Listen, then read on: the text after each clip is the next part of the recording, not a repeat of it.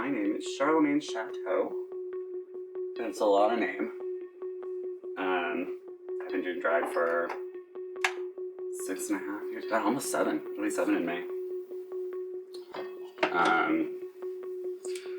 Yeah. And now the whole thing post-COVID is all these drag brunches. Everybody has drag brunch now. And it's weird because, like, I didn't get into drag to get up in the morning. But here we are.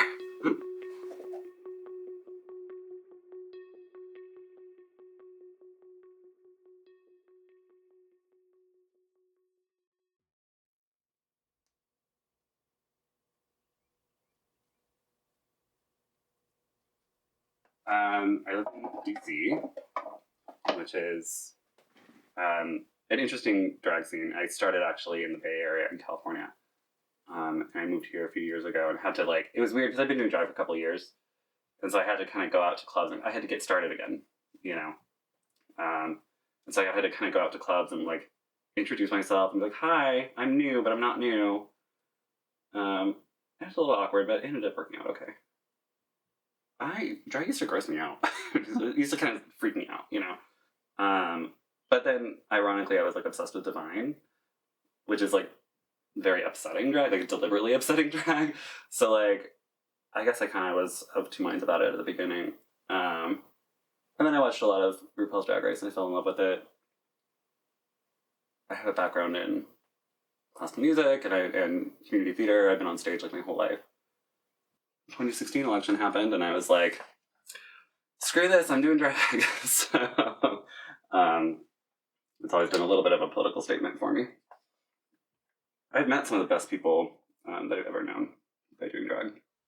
I've also met some of the worst.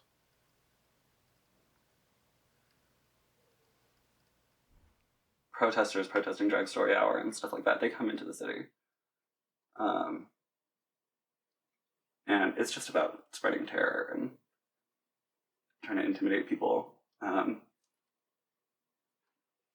What a hobby.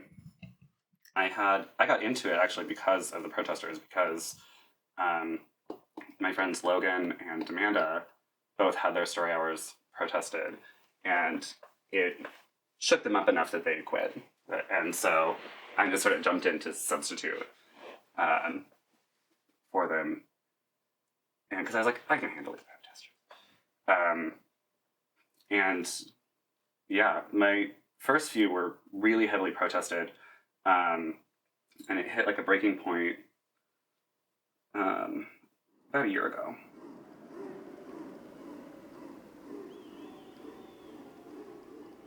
Where there were a bunch of, like, Proud Boys with guns protesting, and then the counter-protesters, they're called the Rainbow Defense Coalition now, but at the time they were the Parasol Patrol. And it got physical between a few of them. There were a bunch of police there. It was really scary. And it made the news, and it got all over, like, international news and stuff.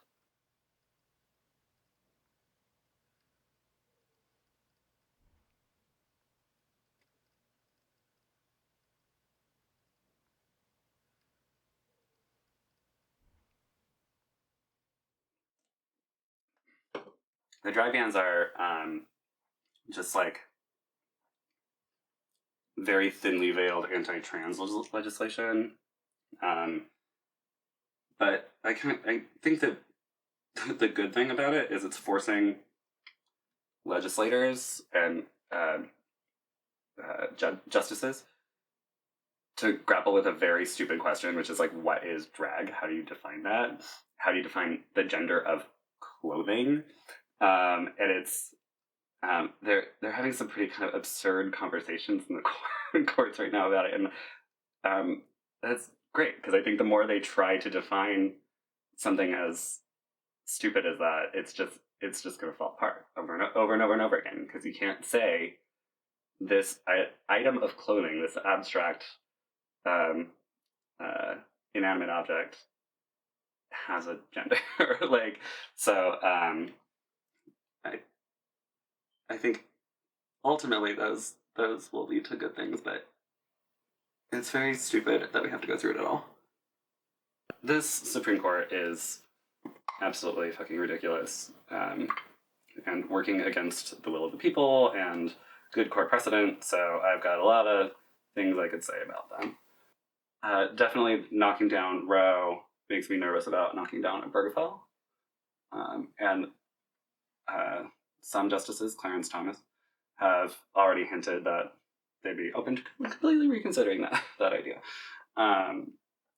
So my husband and I definitely have gotten legal insurance in case we need to. I mean, we're in DC, so we'll probably be fine. But in case we need to, set up private contracts in order to protect the legal stuff of our marriage. And it's stupid to have that worry. And we're lucky enough to be in a position where we can do that. Not everybody has access to legal insurance.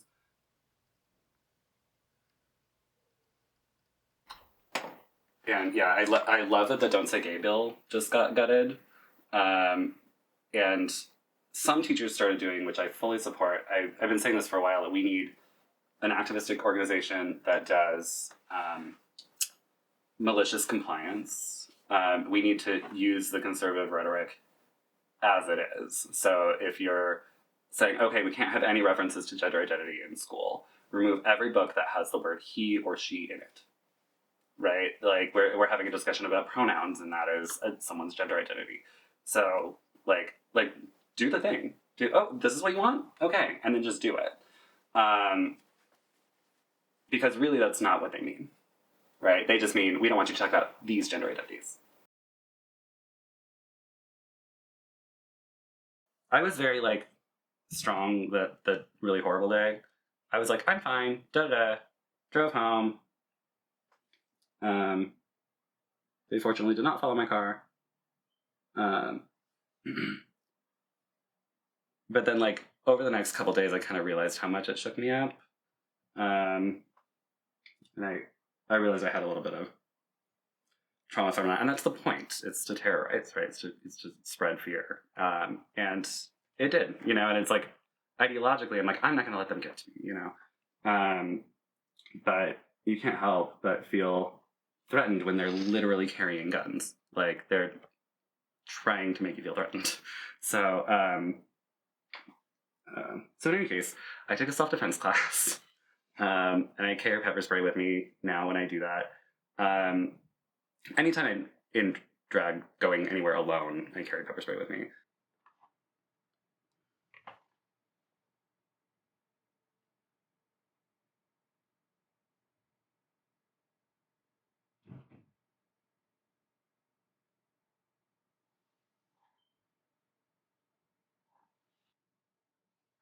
I hate to think about how much silver eyeliner or silver eyeshadow I have absorbed into my body at this point.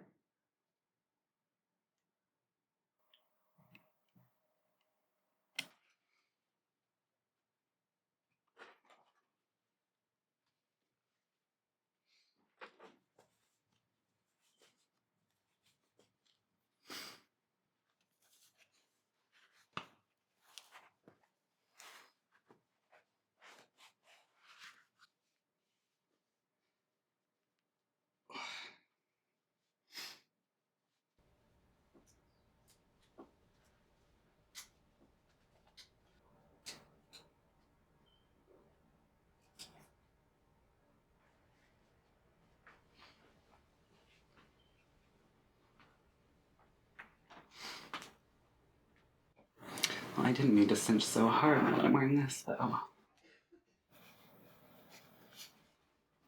Can you use it?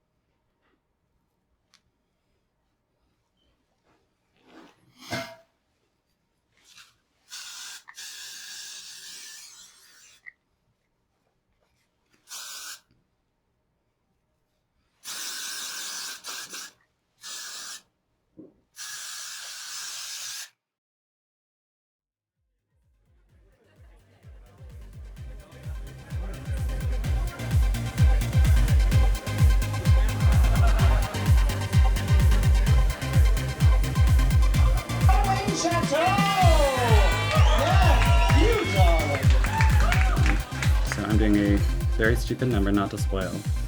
I'm doing Papa Can You Hear Me? But I'm singing it to a box of Papa John's pizza. Because drama.